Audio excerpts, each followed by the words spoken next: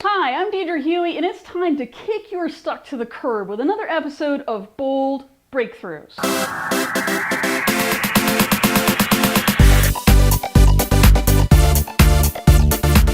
Today, I want to help you to stop saying yes when you want to say no. I want you to imagine the following scenario with me.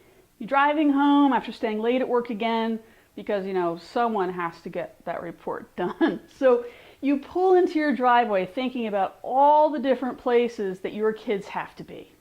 You look in the mirror and you see your neighbor walking towards your car, waving. Oh, you think to yourself, it's not that you don't like your neighbor, because you do. It's just that you're not feeling real friendly and not having a whole lot of energy left after your day. Your neighbor proceeds to ask you to watch their dog this weekend. And you think to yourself, man, do they ever ask any of their other neighbors or friends? But you swallow your desire to say, no more. And instead, you sweetly smile and you say, sure. Your neighbor tells you, you're the best, and goes back home. You smile with satisfaction for a brief moment, turn, and then feeling totally defeated, you walk into your house. Does that sound familiar? Unfortunately, this scene or similar scenes are played out every single day. Maybe this is what every day looks like for you.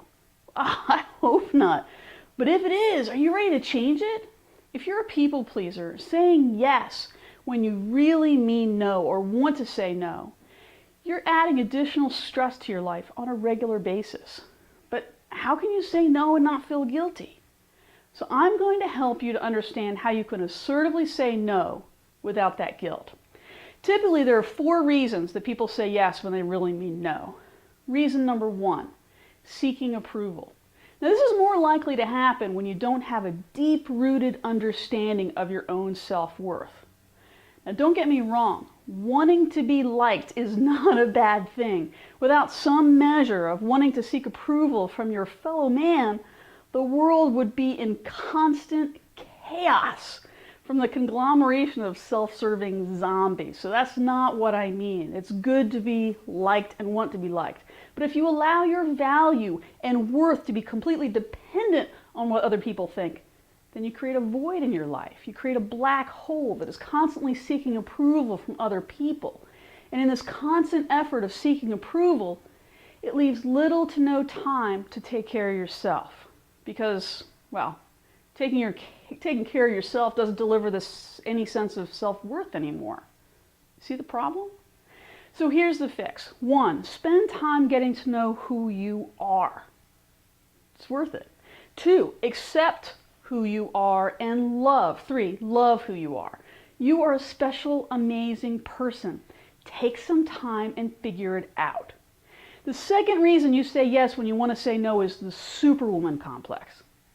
This happens when you're unrealistic about your own personal limits.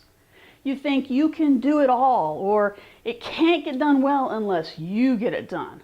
Well, that's just plain crazy and a little arrogant. You can't do it all. You're not meant to do it all.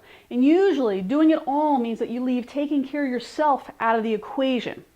If you do take care of yourself, it's only sometimes, or if there's time. So how's that working out for you? My guess is not well, so here's the fix. 1, look at the obligations you're currently committed to and write them down. 2, if needed, break these into smaller tasks. 3, add time in that list to take care of yourself. 4, prioritize the list. 5, decide if there's something that needs to go away and set limits for yourself. It's time to leave Superwoman in the cartoons and instead become a woman who is super. The third reason you say yes when you really want to say no is that you have unclear priorities. If you're looking at everything in your life with the same measure of importance, at some point you will say yes and default on something that's truly important to you and to someone you love. And that's another problem. So here's the fix. 1, decide on what it is that you will not compromise. 2, make a promise to yourself and to the other person involved that you won't break that trust. 3, only break it in a clear emergency. Sometimes you'll have those. This will help you to have a greater sense of yourself, help you to have more confidence And it's going to help other people to value you as well.